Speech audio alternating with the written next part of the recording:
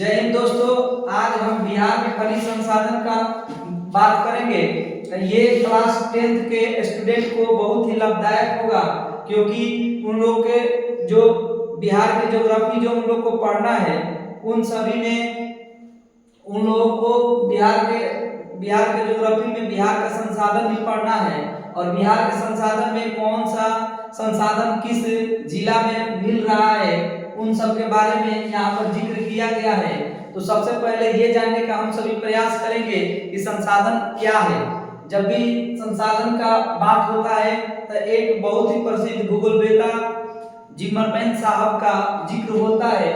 Zimmerman साहब, इनका एक वाक्य है कि संसाधन होते नहीं हैं, संसाधन बना करते हैं। आपको यह समझना होगा कि प्राकृतिक में अनेकों प्रकार के संसाधन पहले भी मौजूद थे, आज भी मौजूद है।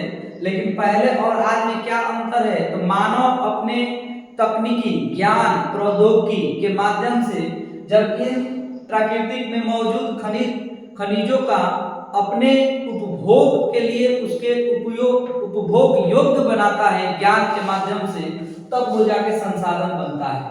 तो जब भी आपको संसाधन कोई पूछता है व्यक्ति की व्हाट इज रिसोर्स, तो आपको ध्यान रखना है कि जो रिसोर्स है, संसाधन है, वो संसाधन जिमरमैन साहब के कथन के अनुसार आप लोग बताइएगा। कभी भी अपना वक्तव्य नहीं रखना है। खासकर बोर्ड के एग्जाम में आप डायरेक्ट लिखिएगा कि जिमरमैन साहब के अनुसार संसाधन होते नहीं है, संसाधन बना करते हैं। बनाता कौन है, तो मानव। क्या मानव एक संसाधन है? जी हाँ, मानव उपभोग भी करता है और मानव एक संसाधन भी है। मानव की ताकत और क्षमता ही मानव को संसाधन बनाता है।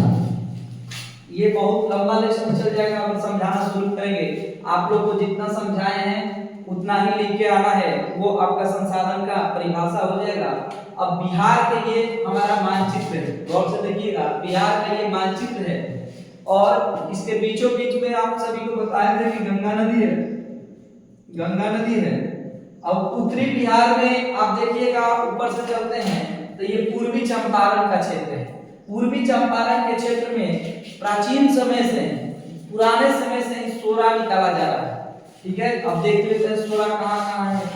पूर्वी चंपारण से सोरा निकाला गया, बेगूसराय से सोरा निकाला गया, सारण से सोरा निकाला गया।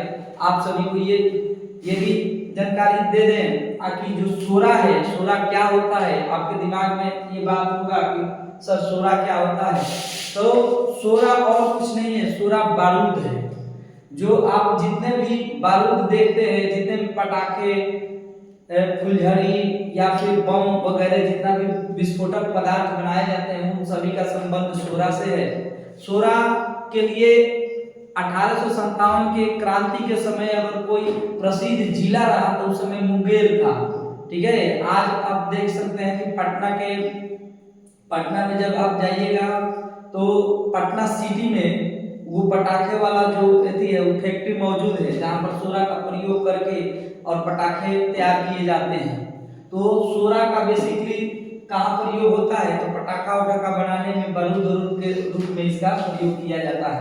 तो अब आप लोगों को कैसे 10th के लिए क्या पूछेगा, डायरेक्ट क्वेश्चन पूछेगा कि सोरा किन बिहार के किन जिलों में मिलता है। तो आप सभी को बोलना है कि सोरे के लिए फेमस था सारण, सोरे के लिए फेमस था पूर्वी चंपारण, सोरे के लिए फेमस था बेगूसराय। ठीक है, अब उस ऊपर में आप यहाँ पर देखिएगा मुंगेर है। मुंगेर में क्या क्या मिलेगा, तो सिलिका मिलेगा। अब वो सिलिका क्या है, तो सिलिका वाली SI, सिलिका जिस तरह से सिलिका एल्युमिनियम मिलता है उसी तरीके से सिलिका यहाँ पर है। उसके बाद सैंड है। बक्साइट का तो नाम आप लोग सुने ही होंगे। बक्साइट कहाँ से मिलेगा, तो ये मुंगेर से मिलेगा। सिलिका कहाँ से मिलेगा, तो मुंगेर से मिलेगा। और चीनी मिट्टी कहाँ से मिलेगा, तो मुंगेर से मिलेगा। क्वार्टजाइट कहाँ मिलेगा, तो मुंगेर में मिलेगा। आप सभी ध्यान रखिएगा कि 1-2 प्रश्न बिहार के हर एग्जाम में आपको देखने को मिल जाता है कि कौन सा कहाँ है। उसके बगल में आप देखिएगा भागलपुर है। भागलपुर में चीनी मिट्टी जो है, चीनी मिट्टी खनिज मिलेगा। उसके बाद सीसा मिलेगा। और साथ ही साथ पुराने समय में, अभी मत कह दीजिएगा कि पेट्रोलियम अभी निकलता है, अभी निकलता है कि नहीं निकलता है, ये बात नहीं है। यहाँ बात ये समझने वाला है कि भागलपुर में पहले पुराने समय में पेट्रोलियम भी निकाला जाता था। ठीक है, जमुई की बात करें तो जमुई देखिए बिहार फिलहाल में पिछले वर्ष 1-2 साल के बाद है जहाँ पर सोना का भंडार खोजा गया है। बिहार के जमुई जिला में सोना का भंडार मिला है। तो क्वेश्चन पूछ सकता है आप सभी के एग्जाम में कि सोना किस जिला में मिला है, तो जमुई जिला में मिला है। उसके बाद क्वार्टजाइट के लिए फेमस है जमुई। उसके बाद फिर देखिए फेल्सपार है, ठीक है, ये भी एक प्रकार का खनिज संसाधन है फेल्सपार, वो भी जमुई में मिलता है। नवादा का अगर बात करें तो नवादा में अब्रक मिलता है। नवादा में क्या मिलेगा, अब्रक के लिए फेमस है। गया में आप लोग देख सकते हैं अब्रक मिलेगा। गया वही ये गया है जहाँ से फल्गु नदी बहती है, कल के वीडियो में आप लोग को बताए थे। गया में वहां पर एक रबड़ बांध भी बनाया गया है। गया में भूतों का टीला है, प्रेतों का टीला है। गया में ही विष्णुपद मंदिर है। सब बात बता चुके हैं आप सभी को। गया में अब्रक मिलता है, गया में यूरेनियम मिलता है। गया में अब्रक भी मिलेगा, गया में यूरेनियम भी मिलेगा, गया में लिथियम भी मिलेगा। लिथियम बहुत फेमस है। ये सब कीमती धातु जो है आपका खनिज संसाधन की गया में मिलता है। औरंगाबाद की बात करें तो औरंगाबाद में कोयला का जीवाश्म देखने को मिलता है, यानी कोयला कहीं ना कहीं कोयला का यहाँ पर खनन प्राचीन समय में किया जाता था। कोयला का संबंध जो है औरंगाबाद से है। अगर रोहतास की बात करें तो रोहतास में चूना पत्थर, ठीक है, चूना पत्थर है, पैराइट है, डोलामाइट है, गंधक है, ये सब मिलेगा रोहतास में। फिर से बोलते हैं रोहतास जिला में चूना पत्थर सीमेंट के उद्योग भी आप देखिएगा कैमूर रोहतास के जिले में ही स्थित है।